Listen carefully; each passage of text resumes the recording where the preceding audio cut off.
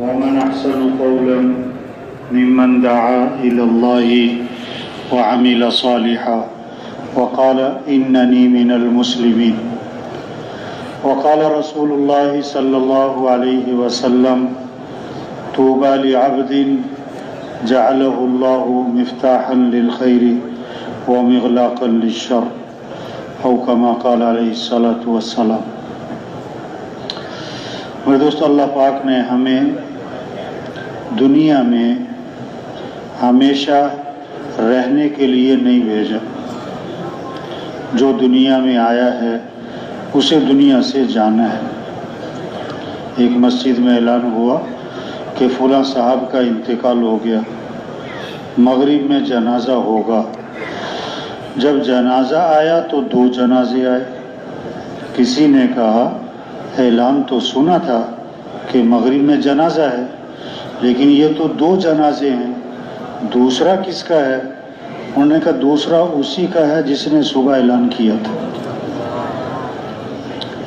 تو یہ دنیا اصل نہیں ہے، اصل تو آخرت ہے.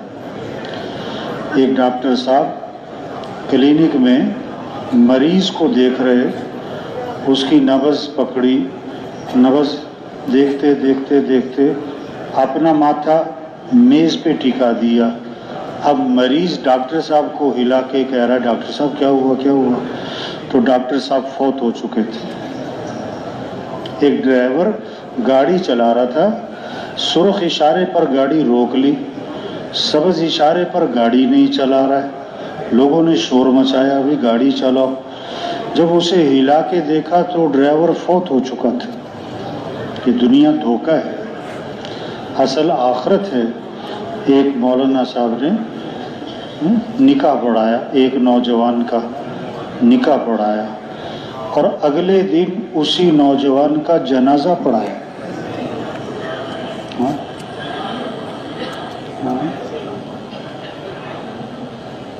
تو یہ نہیں کہ بوڑھے ہو کے مرنا ہے، جوان بھی مرتے ہیں. یہ نہیں کہ بیمار ہو کے مرنا ہے، تندرست بھی مرتے ہیں. یہ نہیں کہ کاموں سے فارغ ہو کر مرنا ہے، انتہائی مصروف لوگ مر جاتے ہیں. اصل آخرت ہے، ہمیشہ کی زندگی، کبھی ختم نہ ہونے والی، کبھی ختم نہ ہونے والی. لقمان حکیم نے اپنے بیٹے کو نصیحتیں کی، ایسی نصیحتیں بڑی زوردار. اللہ پاک نے ان کی بعض نصیحتیں قرآن میں بھی نقل کی. تو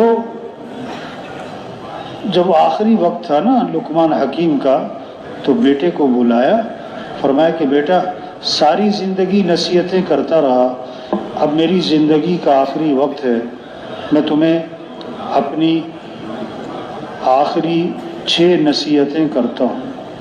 6 نصیحتیں، ساری زندگی کا نچوڑ نکالا، ساری نصیحتوں کا نچوڑ نکالا.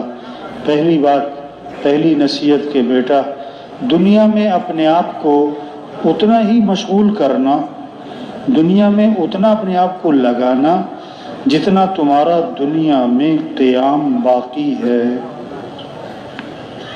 جتنا تمہارا دنیا میں قیام باقی ہے اتنا اپنے آپ کو دنیا میں مشغول کرنا. دوسری بات فرمائی کہ بیٹا آخرت کی اتنی تیاری کر لینا جتنا آخرت میں قیام کا ارادہ ہے، جتنا آخرت میں قیام کا ارادہ. اب دنیا میں کتنا رہنا ہے؟ اگر 100 آدمی بیٹھے ہوئے ہیں، آپ ایک سوال کرو تمہاری کتنی عمر ہو گئی، تو 100 جواب آئیں گے. 10 سال، 20 سال، 25 سال، 35 سال، 45 سال، 55 سال، 75 سال، 85 سال. دوسرا سوال کرو آپ کی کتنی عمر باقی ہے، تو ایک ہی جواب آئے گا کہ جی 1 منٹ کا پتہ نہیں. تو دنیا کا تو کوئی پتہ نہیں، اس لیے زیادہ لمبے چوڑے چکر میں نہ پڑنا. اور آخرت میں کتنا رہنا ہے کہ جی وہاں تو ہمیشہ رہنا ہے. تو جب ہمیشہ رہنا ہے تو اس کے اعتبار سے آخرت کی تیاری کر لینا بھائی. تیسری بات فرمائی کہ بیٹا جب تک تمہیں جہنم سے خلاصی کا یقین نہ ہو جائے، جہنم سے خلاصی کی کوشش میں لگے رہنا، زور لگانا. کہ میں جہنم سے مرنے کے بعد یا جنت ہے یا جہنم ہے، تیسری چیز تو ہے کوئی نہیں. فریق فی الجنت و فریق فی السعیر، ایک گروہ جنت میں ایک گروہ جہنم میں. ہاں، کامیاب کون ہے؟ فمن زحزح عن النار وادخل الجنت فقد فاز، جو جہنم سے بچا لیا گیا اور جنت میں داخل کر دیا گیا وہ کامیاب ہو گیا. جہنم سے بچ جانا یہ ہے کامیاب. تو بیٹا جب تک